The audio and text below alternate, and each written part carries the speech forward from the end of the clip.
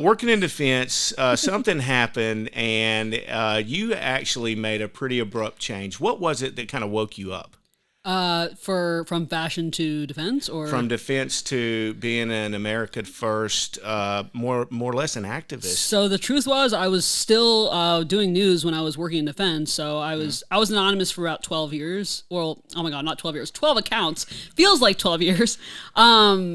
And at some point, I did come out of my anonymity because I was reporting from the Durham trials in D.C., but I never stopped. So I would literally go outside on my phone on my breaks and check in on the news, and you weren't allowed to have your phone. You know, if there's a clearance, you can't have your phone in the building or in the office. So I never stopped, and I just realized I was more passionate about doing this and kind of exposing the truth than what I was doing at the time. Yeah, I remember that. I was glued to your Twitter. I'm telling you, what was on Twitter. I mean, you would get a tweet or two from her about what just went on, and bam, she would go quiet for 2.5 hours, and I'd be like, what the heck's going on? Where's Toria? What's going on in there? Next thing you know, boom, there's one that shows up. Okay, and basically you were tweeting what was going on in there, but you were adding your own commentary on how ridiculous the whole thing was and how, one-sided, honestly.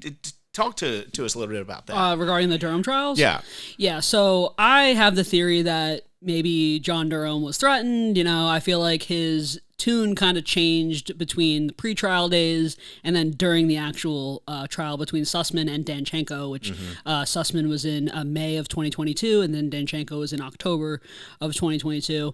There's a lot of speculation as to why things went down the way they did, but I was there in the courtroom, and I'm telling you, I was sitting there, and there were other journalists from Fox News and other quote-unquote conservative and liberal outlets that were not saying what was actually happening. So they were out and out just reporting fake news. They were reporting limited news. Limited. They have their spins, and they didn't really get into the meat of what was happening in there. Yeah. So, and what was happening?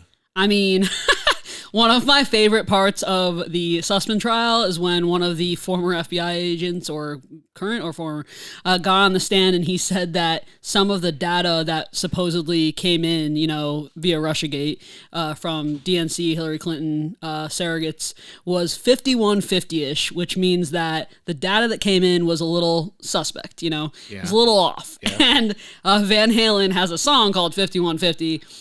You guys can look it up if you want to look at the meaning of 5150, but that is one of the funniest parts of the trial. Just goes to show, I think various people within the FBI knew that what was going on was wrong, and the people above them were blocking their ability to further investigate.